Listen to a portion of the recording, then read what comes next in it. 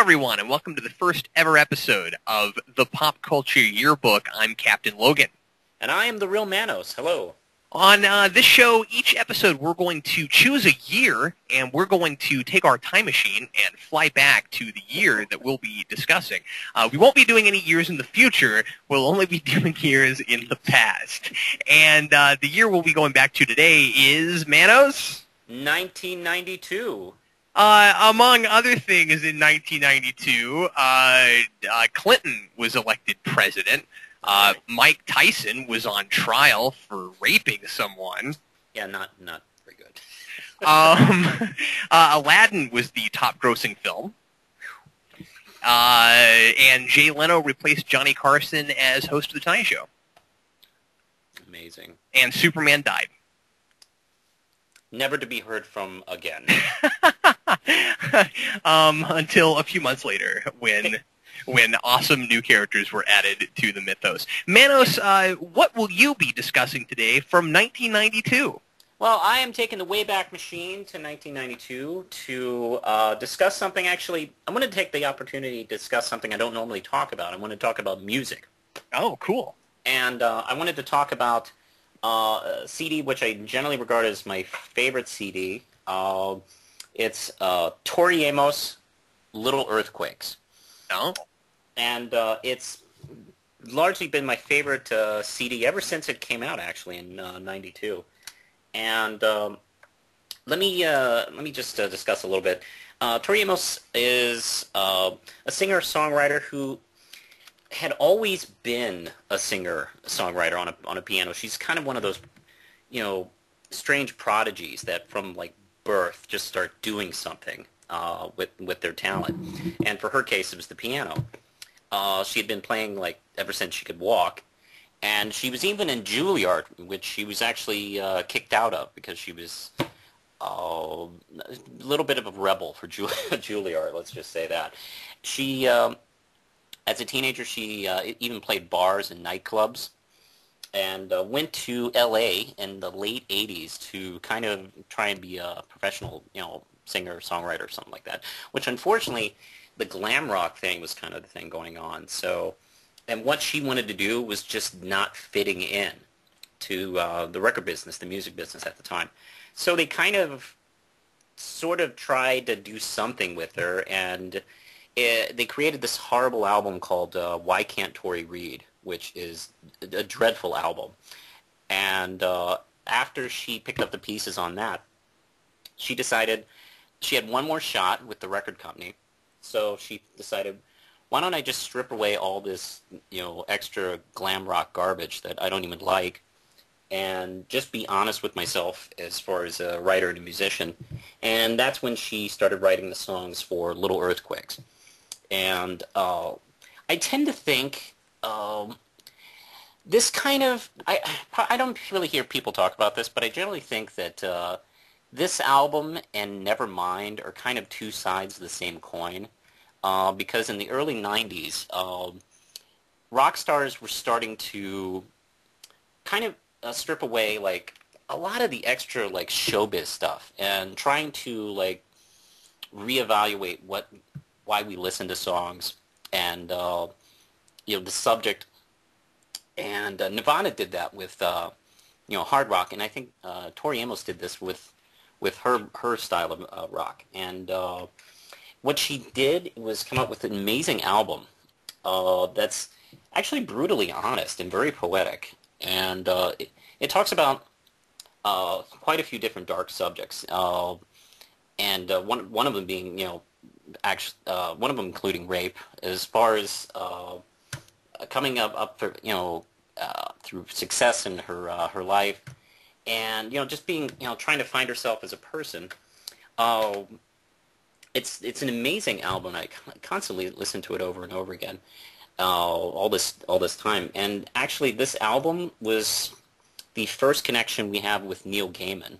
Actually, I don't know if you know how good of friends they are. No, I didn't know that.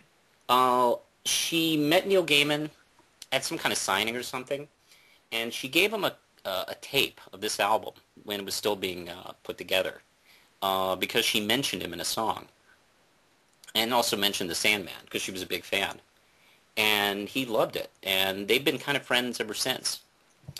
And one of the things I like so much about this album is it really does kind of like give specifically female artists a chance to kind of figure out how to be themselves, and they don't have to fit into any kind of patterns to actually be successful. And you can actually see the influences over the years.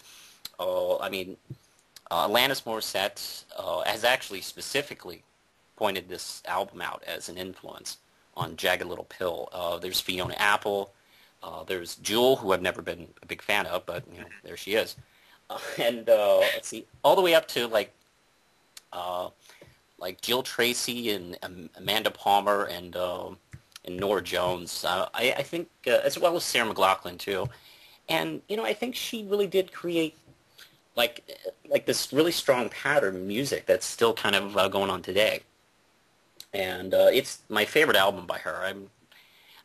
She's come close to doing an album this good a few times, but I think this still stands, I think. I'm going to talk about something that's perhaps not as culturally significant, although well, it is, but to a different type of culture. When researching the year 1992, I was surprised to find that the thing I'm going to talk about began in that year. I'm going to talk about the book series Goosebumps, which began in 1992. And now, Manos, you and I are differently aged, so I don't know what you know about this series. I am familiar with them. Yes, you are familiar. Okay. Well, I was of the age group that these were aimed at when they came out, and I wasn't reading this series in '92 when it started. I don't think I got into it until probably a couple of years later. And there were only 4 books that came out in '92, and the best ones happened later.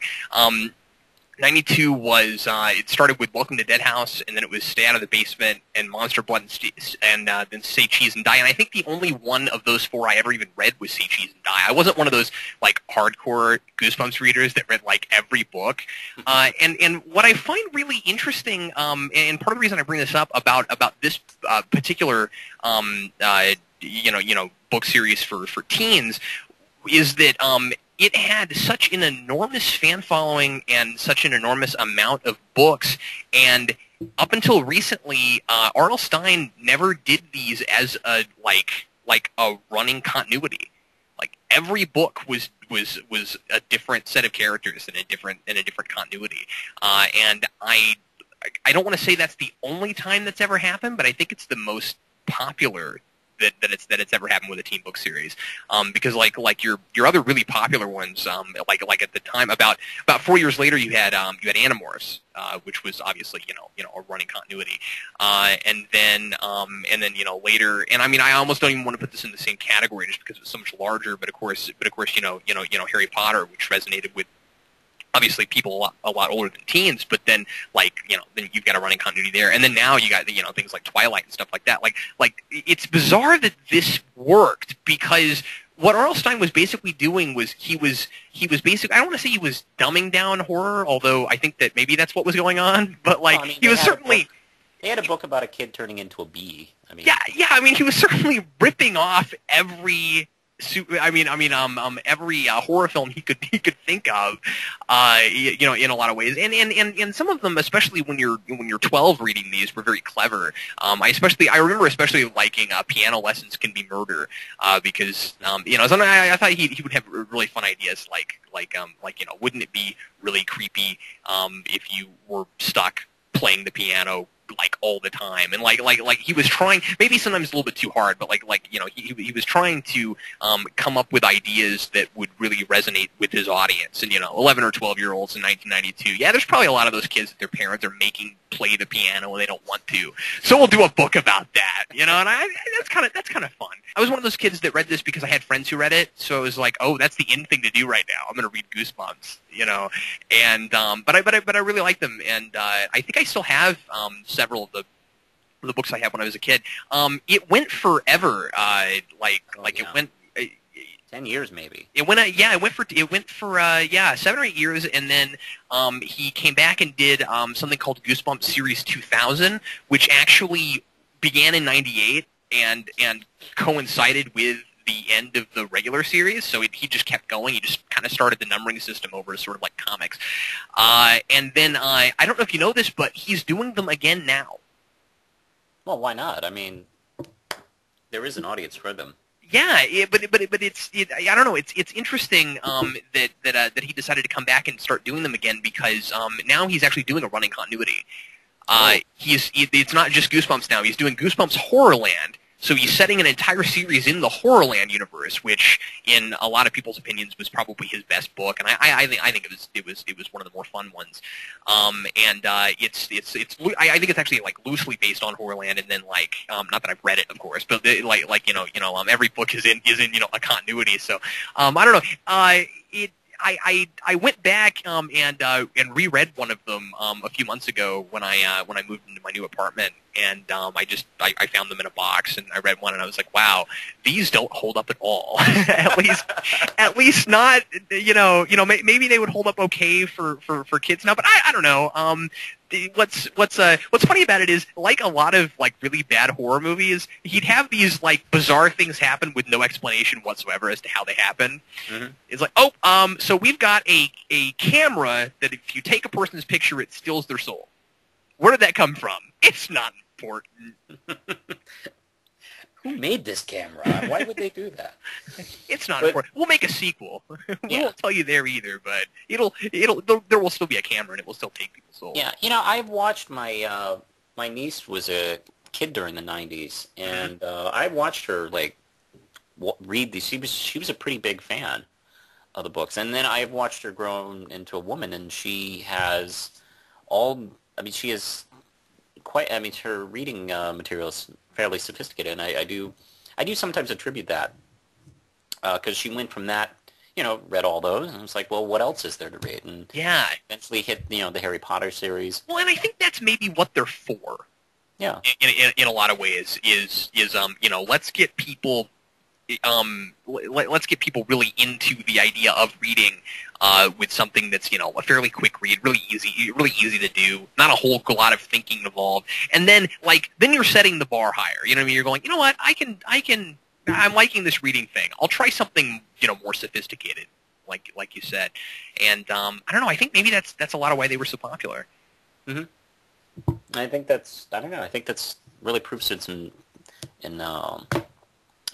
influence that's been going on. I think it helped. I think it helped a lot actually with the Potter series and a whole bunch of different other series. I worked at Barnes and Noble in the late '90s, and man, there was just at the end of the '90s, there were so many series trying to copy that success. Yeah, and I'd see them every day, and not all of them were successful.